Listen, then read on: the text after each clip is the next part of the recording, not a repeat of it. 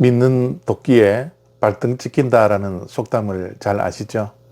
살다 보면 믿고 의지했던 사람들에게 배신을 당할 때가 종종 있습니다.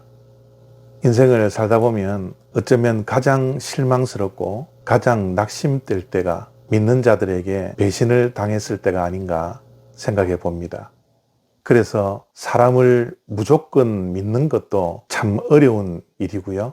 또한 만나는 사람들마다 의심하는 것도 참 할 일이 아닙니다.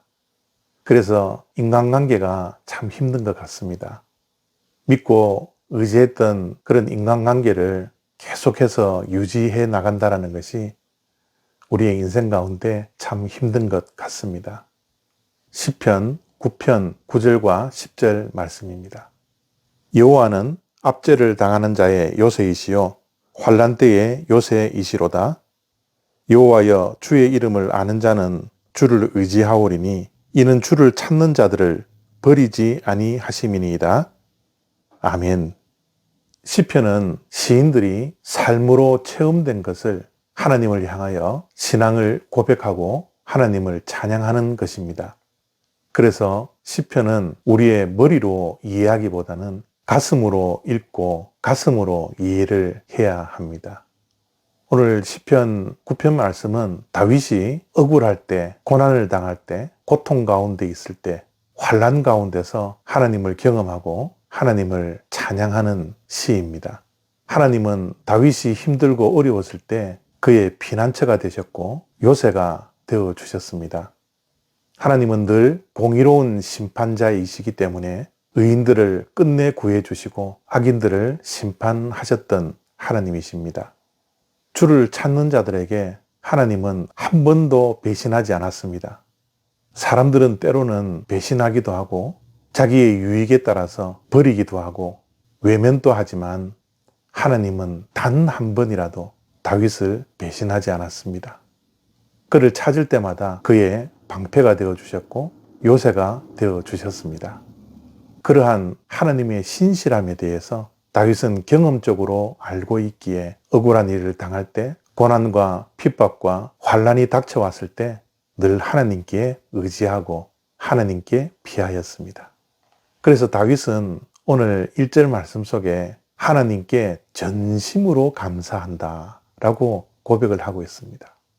그리고 하나님께서 행하셨던 기이한 일들을 전하리라고 다짐하고 있는 것입니다. 책상 앞에서만 하나님을 만나지 않아야 합니다.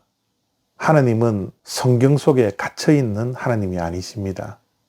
하나님은 우리가 드리는 예배 때만 만나주시는 분이 아닙니다.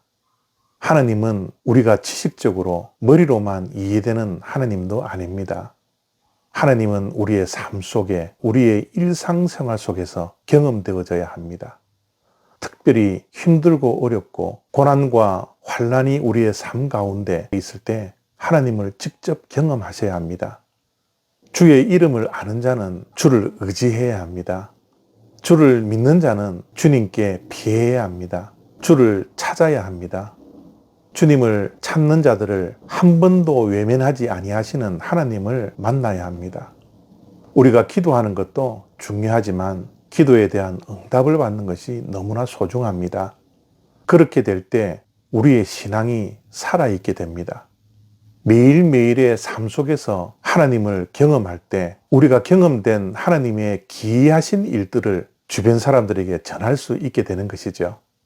하나님을 찬양할 때도 전심으로 하나님을 찬양할 수 있게 됩니다. 우리는 하나님을 매일 경험하고 있습니까? 매일 우리의 삶 속에 다가와 우리와 만나 주시고 계십니까?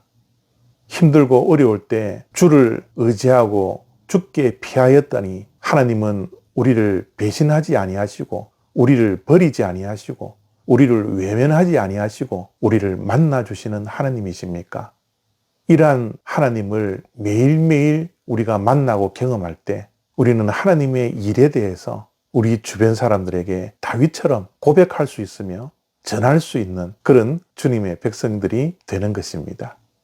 오늘도 하나님께서 우리의 삶 속에 어떠한 일을 행하실지 기대함을 가지고 하루를 보내시는 복된 하루 되시기를 바랍니다. 감사합니다.